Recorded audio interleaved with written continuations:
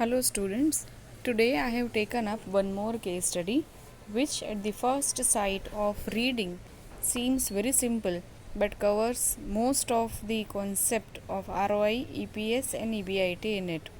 So the question is, how are the shareholders of a company likely to gain with a debt component in the capital employed?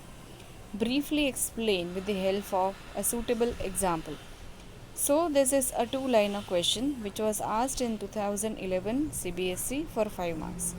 Now many students might wonder that what should we write for gaining complete 5 marks in this question.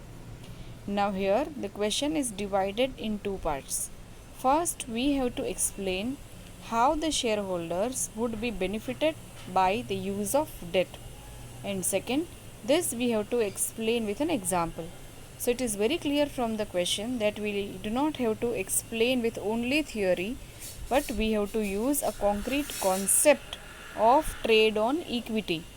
Now why are we referring to the concept of trade on equity here is because only trade on equity is the concept which says that the equity shareholders would gain in terms of increase in earning of a firm if that firm is using the debt component in its capital structure.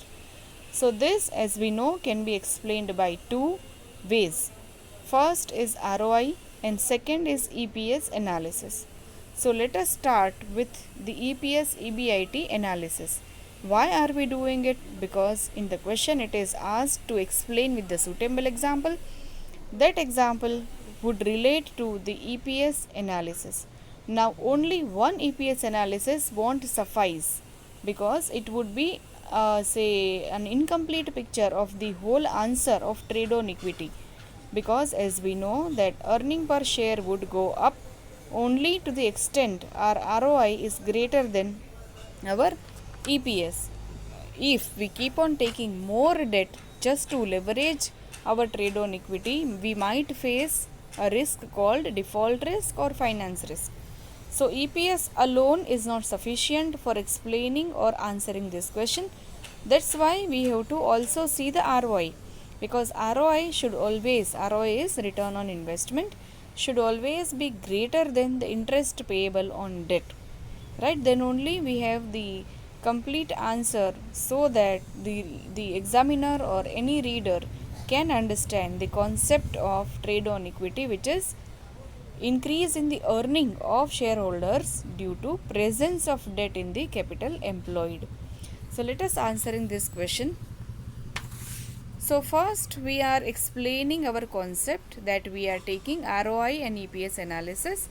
So when the ROI of company is greater than the rate of interest on debt, it can use more debt to increase its EPS, earning per share. This is because debt or loans carry fixed amount of interest, which is a tax deductible expense. So this three lines would serve as the introduction to our answer, that we are taking this, we know the answer and we are taking this concept to explain with the example. So example is same we had explained in the previous video. So concept in that we have to explain with the example of one company, say company X Limited, that has the total capital employed of rupees 30 lakhs. Tax rate is 20%. We can take any tax rate. Normally we take 30%, but here in the example 20% is taken. You can change this 20 to 30 as well. EBIT, that is earning before interest and tax, is taken as 4 lakhs. And now we have to consider two situations. First, there is no debt, that is unlevered business, and the second, which is levered business having 10 lakhs of debt with 10% per annum interest. So out of 30 lakhs capital employed, in the first situation we will be financing the whole 30 lakhs through equity shares only, while in the second case we will be taking 10 lakhs from the debt sources, from the borrowed sources, and 20 lakhs from the equity sources. Now let us start the calculation. The title is EBIT EPS analysis. For every type of earning per share calculations we have to use this title, because we are using EBIT, earning before interest and tax, to arrive at our earning per share. So EBIT in both the situation would remain same, less I first. So I for interest, In the first situation, we have not taken any debt, right? So there is no interest. In the second situation, we have taken debt of 10 lakhs and 10% interest on it means we will be paying 1 lakhs of interest per annum. Remaining amount, that is earning before tax, is 4 lakhs and 3 lakhs. On that we have to calculate tax at the rate of here there is a mistake in the example. They have taken tax rate at 20%, but in the calculation they have taken 30%. So assume that we will be taking 30% tax rate only, there is no other mistake.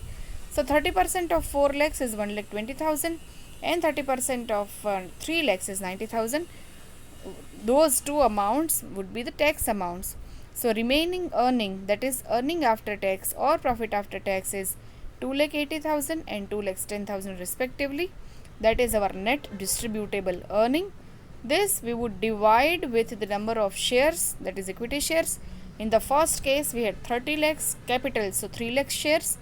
In the second case we had 2 lakhs equity capital, so 20 lakhs equity capital, so 2 lakhs shares. So if we divide, we get 0.93 and 1.05 as our earning per share. So it is very clear from this example that if the firm is levered, say in the second situation when we had taken 10 lakhs of debt, our earning per share is 1.05, while in the first case when we were not having any debt, it means when we were unlevered firm, our EPS is lower, that is 0.93. So now we have to explain that to what extent can we take the debt. In the second situation we have taken debt of 10 lakhs. So now can we increase the debt? That would be decided by ROI. The rule is always ROI should be greater than the interest you are paying. So here whatever ROI we get should be more than 10% of interest we are paying to our debt holders. So let us see what the ROI is. ROI is calculated as EBIT divided by total capital employed into 100. We are using into 100 here because we want to take out ROI in percentages. As our interest payable is also given in percentages, that is 10%. So here the EBIT is given at 4 lakhs. Total capital employed means equity plus debt is 30 lakhs.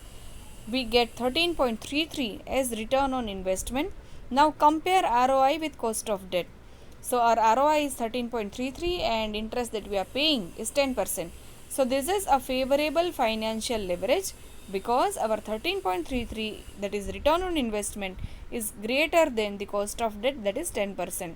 So in such cases we have to conclude that companies often employ more of cheaper debt to enhance EPS.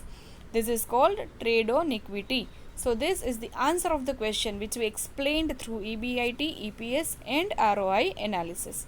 So here because our ROI is greater than our cost of debt, the company, the shareholders of the company are likely to gain with debt or loan component in the capital employed.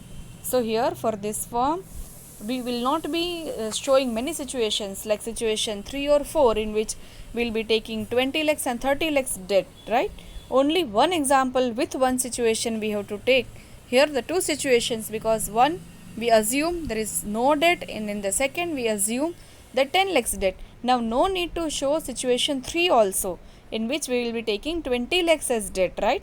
Because one example would suffice the understanding of examiner that this student knows how to calculate the analysis and also how to compare ROI and EPS. So with these two situations only we can conclude that the company can take further debt till the point ROI is greater than your cost of debt. Once ROI is less, means your earning is less than your expenses, you should stop taking debt. So in this situation, in our example of Company X by taking a leveraged position, by including the debt in its capital structure, can have the benefits of trade on equity, means its equity shareholders can gain maximum in terms of dividend and reserves if it includes the debt component in its capital structure.